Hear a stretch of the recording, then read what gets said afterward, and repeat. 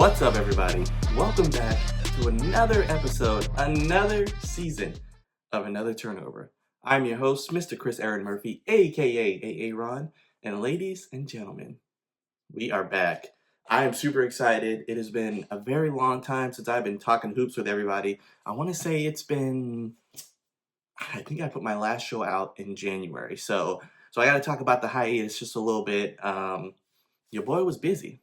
That's all it was. Studying for an HR certification exam, had a move over the summer.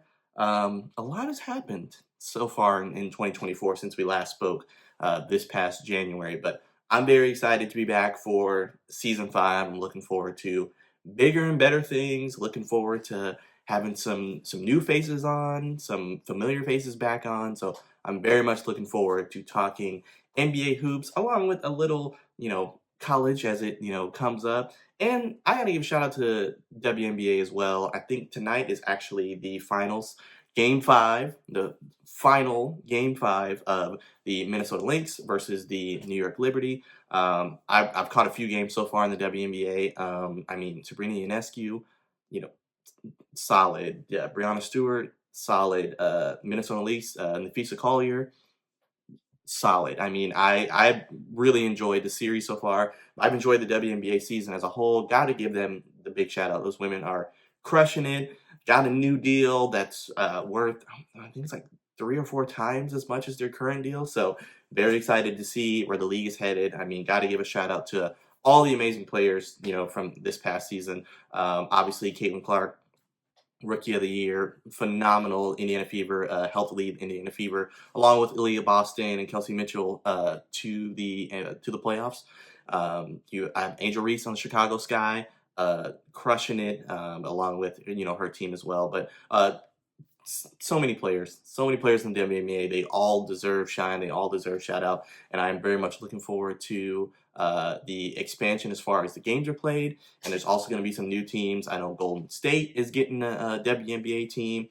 I think there's another team that's getting just having an expansion here soon. I can't exactly remember the location, but shout out to you ladies. Y'all are killing it. Y'all are crushing it. But let's get into some season 5 action of Another Turnover. So I got to get some housekeeping out the way, lay the groundwork for the format of season 5. So with my busy lifestyle, I just got so many things going on. We're going to change up the format just a little bit. I am going to do my absolute best to do weekly episodes, but the episodes are going to be slightly shorter in length. About try to keep them between 10 to 12 minutes so I can give you a little bit, probably talk about one topic, maybe potentially talk about 2 topics if there is, multiple topics that are, pretty noteworthy around the league. But I'm going to keep it shorter in length just for schedule. I was like, thinking back, I was like, man, I want to get episodes out every week, but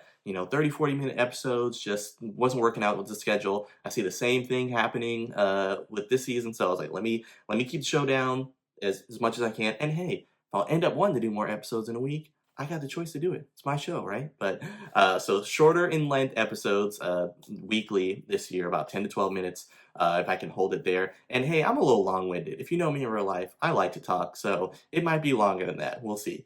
But also, Marquee Matchups will be back this year. More details to come on that a little bit later in the show, but I think you're going to like some of the changes that we have coming up down the pipe for Marquee Matchups. But let's get into it. Let's get into the show. So opening night is tomorrow. Probably listening to this on Monday, but opening night is tomorrow. And I got to shout out my favorite East Coast team, and that is the Boston Celtics. Boston Celtics are your 2024 NBA champions, and deservedly so, at least in my opinion, because I like the Celtics.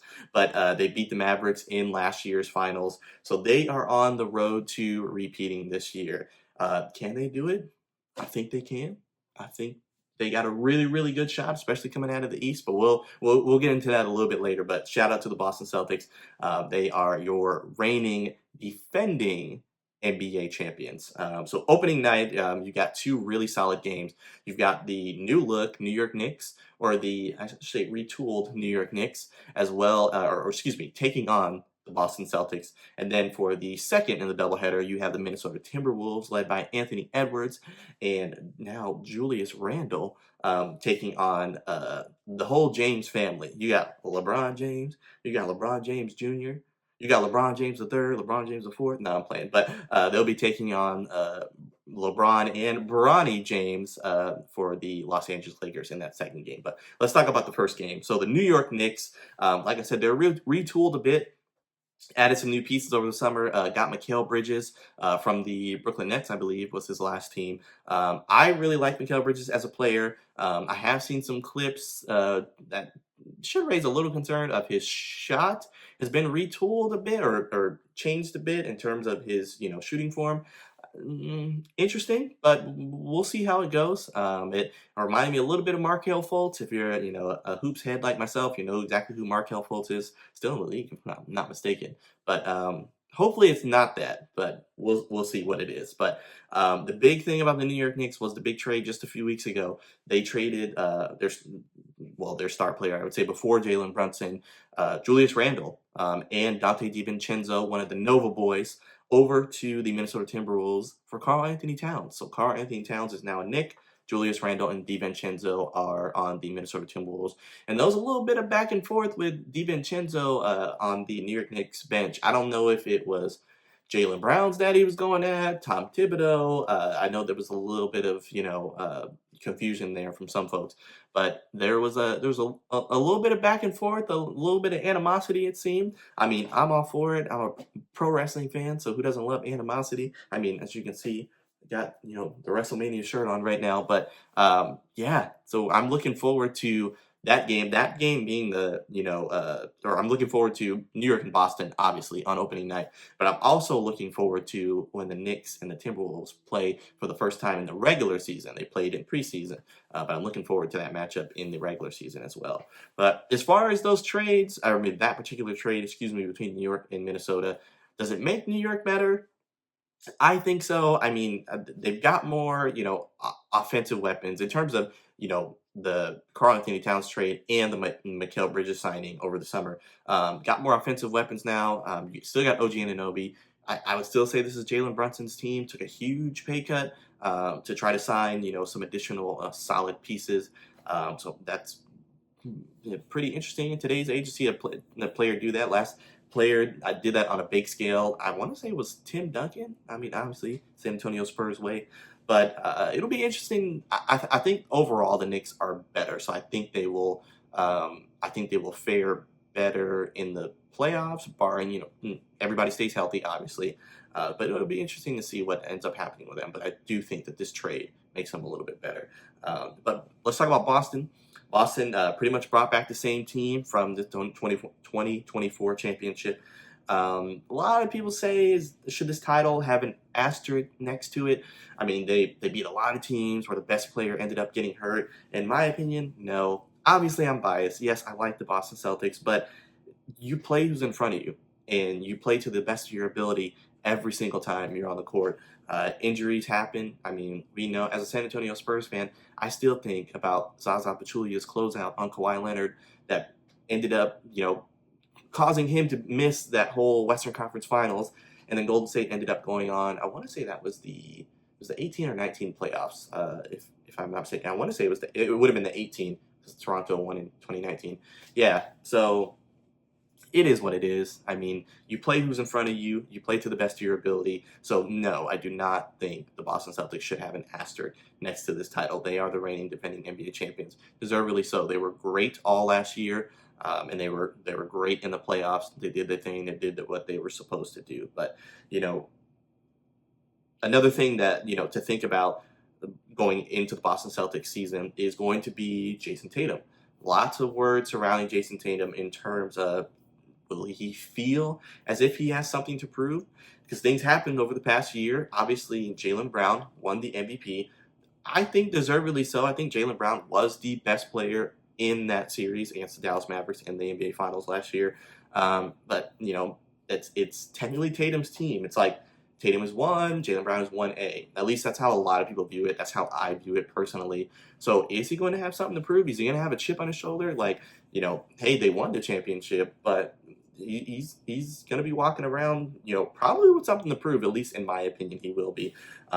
Also, the whole Olympics debacle where he had a few DNPs, and people were upset about it, or people were kind of astounded by it. At least that was a consensus that I've seen. Again, biased, but how do you not have Jason Tatum just win a championship on the floor? I mean, Derek White is great. I love Derek White. He used to play for San Antonio, now plays for the Celtics.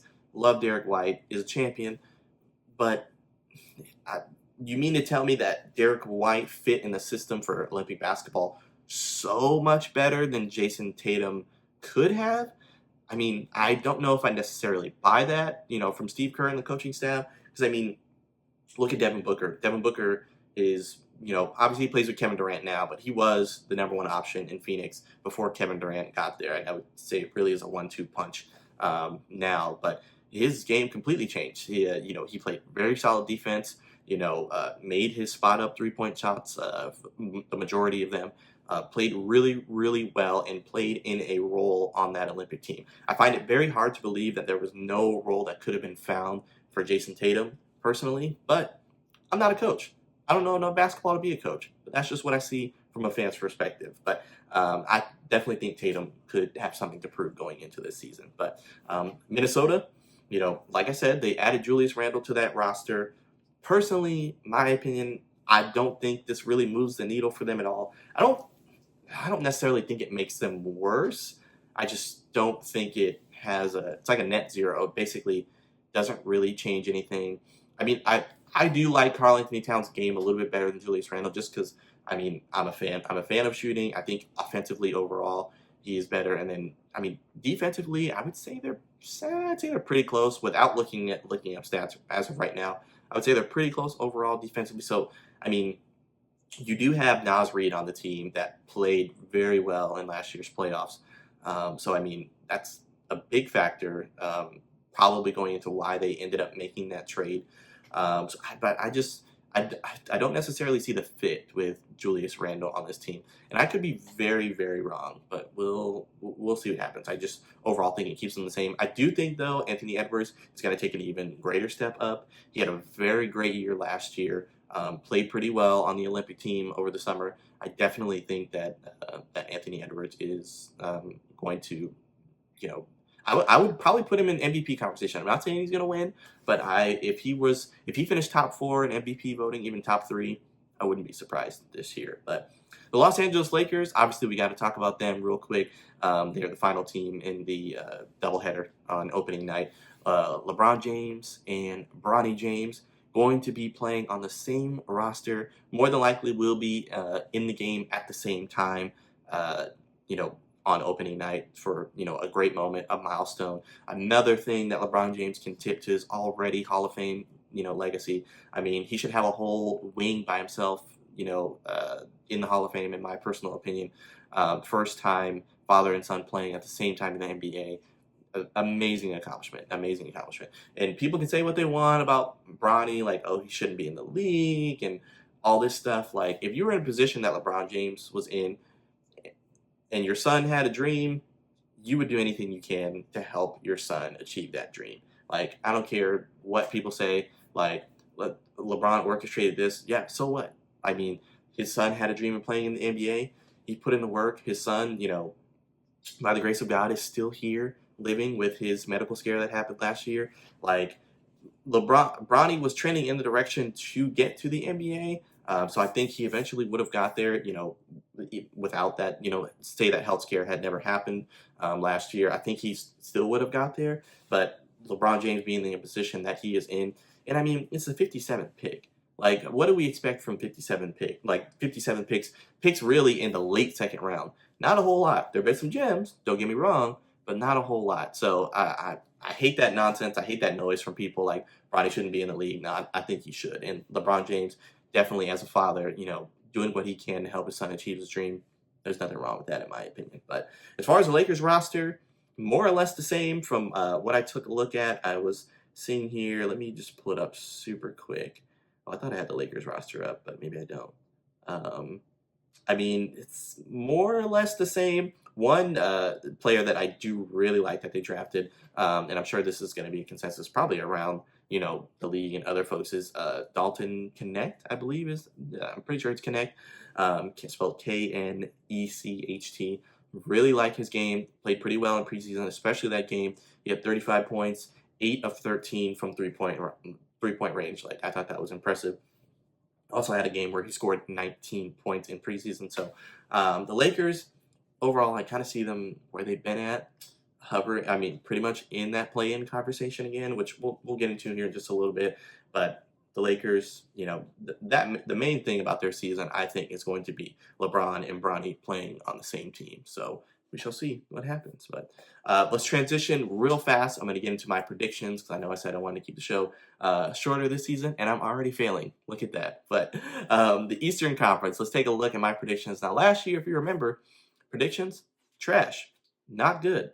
Looking back, don't know what I was thinking on some of them, but that's where they are. They are predictions. They are based on nothing but what I think. So let's talk about the Eastern Conference. Number one in the Eastern Conference, no surprise, Boston Celtics. I think Boston, if we're taking a look at wins, I can't remember. I think they won 62 games last year. I could be wrong on that number, but I could see them in the 65, 66 range this year. I mean, brought back majority of the team. Everybody stays healthy. I think they're going to be the number one team in the East again. The New York Knicks, also think they're going to hover around where they were. The Knicks played really well last year. Added some great pieces. I think offensively they're going to be better. Defensively, overall, is still pretty solid. I mean, if you're playing on Tom Thibodeau's team, you have to play well defensively. So I think they're going to be among the better teams in the Eastern Conference. Now, 3 through about 7 in the Eastern Conference, I'm going to caveat. I think it's fluid. I know that's a line from Stephen A., but it's true. I think it's fluid in a sense that I could see between teams 3 and 7. Like, I could see that being completely mixed up because I really think these teams are pretty close. But the Cleveland Cavaliers, I've got in the 3rd spot. I've got the Milwaukee Bucks in the 4th spot with, led by Giannis Antetokounmpo and Damian Lillard. I think they're going to play a little bit better this year. That's not what I'm leaning towards, but that Milwaukee Bucks team does have some questions. But Philadelphia 76ers, I got in the 5th spot. With Paul George's knee injury and Joel Embiid's injury history, I'm hoping that they stay healthy all year. I really hope that is the case. But health is going to be a big question for this Philadelphia 76ers team. But so we'll see what happens there. 6, I've got the Indiana Pacers. Love Tyrese Halliburton's game. I think they're going to do pretty well. Orlando Magic with the wonderful song on TikTok, Bring It Back. I love it. I think they're going to be in the 7th spot. Miami Heat in the 8th spot. We know Jimmy Butler doesn't, play his best until the playoffs. So if you can get him in that 8th spot, he's going to play well. And then 9 and 10, those are last 2 playing spots. Atlanta Hawks, Toronto Raptors. I mean, those teams are kind of in that same conversation last year, and I don't really see that changing as well. But let's take a look at the West real quick. We've got the Oklahoma City Thunder. I definitely think they're going to run it back and be the number 1 seed in the Western Conference. Shai Gilgeous-Alexander is amazing. You've got Chet Holmgren, who's going to be, a year in. I mean, solid. Lou Dort is solid. Who else is on that team? The names are escaping me right now, but I definitely think they'll be the number 1 team in the West again. The second pick, I'm a little biased because one of my favorite players plays for this team, the Denver Nuggets. Obviously, Nikola Jokic, big Nikola Jokic fan. Jokic is going to get you some games, so I put them in the 2nd spot, but not too far ahead of the Minnesota Timberwolves, who I have in the 3 spot. Again, like I said, I think they're going to be about where they were last year in terms of that Julius Randle trade, so we'll see what happens with them. But 4th spot, I got the Dallas Mavericks. I've got the Phoenix Suns in the 5th spot. Memphis Grizzlies, I think, are going to be back in the mix. I got them just making the playoffs, not the play-in, at the 6th spot. Healthy John Morant, healthy Jaren Jackson Jr. I definitely think that they'll be back. I mean, if you remember that whole ordeal, debacle with John Morant, weren't they the 2nd best team in the West or the 3rd best team in the West? I know they ended up losing. They didn't. I don't think they got to the conference finals. I'm pretty sure they didn't. But solid. I think they'll be somewhat back in the mix. And then you got the Lakers at the 7th spot in the play-in. I don't. This roster, I just don't see them being a playoff team. But play-in, sure, why not? And then the New Orleans Pelicans, I've got in the 8th spot. And then 9 and 10, I've got 9, the Golden State Warriors. Love me some Steph Curry. I definitely think they'll be back in the play-in mix. A deep playoff run, not so much. And then in the 10th spot, yes, I'm delusional. Yes, I'm biased. I've got the San Antonio Spurs again in the play-in. Were they close to the play-in last year? Absolutely not. Do I think they're going to be in this year? Heck yeah. So I got the San Antonio Spurs, Victor Wembanyama taking a leap.